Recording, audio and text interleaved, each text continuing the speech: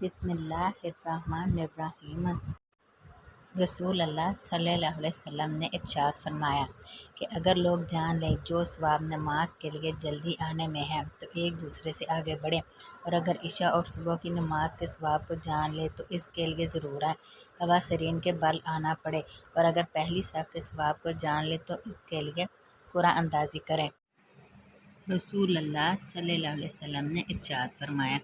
3 آدمی ایسے ہیں جن کی آنکھیں قیامت کے دن آگ نہیں دیکھیں گی۔ وہ آنکھ جو اللہ کے ڈر سے روئی، وہ آنکھ جس نے اللہ کے راستے میں پہرا دیا، اور وہ آنکھ جس نے اللہ کی حرام کردہ چیزوں کو نہیں دیکھا۔ رسول اللہ صلی اللہ علیہ وسلم نے ارشاد فرمایا، ہر نبی کی اپنی امت کے بارے میں ایک دعا قبول ہوتی ہے، بس ہر نبی نے دعا کرنے میں جلدی کی، جبکہ میں نے اپنی دعا کو اپنی امت کی شفاعت کے لیے روز قیامت کے لیے چھپا رکھا ہے، اور وہ شفاعت انشاءاللہ ہر اس شخص کو پہنچے گی جو اس حال میں فوت ہوا ہوگا کہ اس نے اللہ کے ساتھ کسی کو شریک نہیں ٹھہرایا ہوگا۔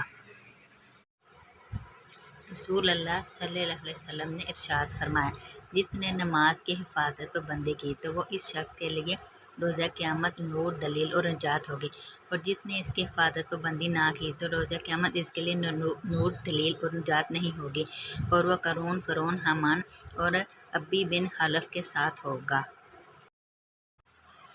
حضرت معاذ بن انس بیان کرتے ہیں کہ نبی صلی اللہ علیہ وسلم نے فرمایا، جو شخص غصے کو پی جاتا ہے حالانکہ وہ اس کو نافذ کرنے پر قادر تھا، قیامت کے دن اللہ پاک اس کو تمام مخلوقات کے سامنے بلوا کر اختیار دیں گے کہ حور عین میں سے جس کو چاہے پسند کر لے۔ رسول اللہ صلی اللہ علیہ وسلم نے ارشاد فرمایا، اصل مسلمان وہ ہے جس کی زبان اور ہاتھ سے دوسرے مسلمان محفوظ ہوں، اور اصل مومن وہ ہے جس سے لوگوں کو اپنی جان مال کے بارے میں کوئی خطرہ نہ ہو۔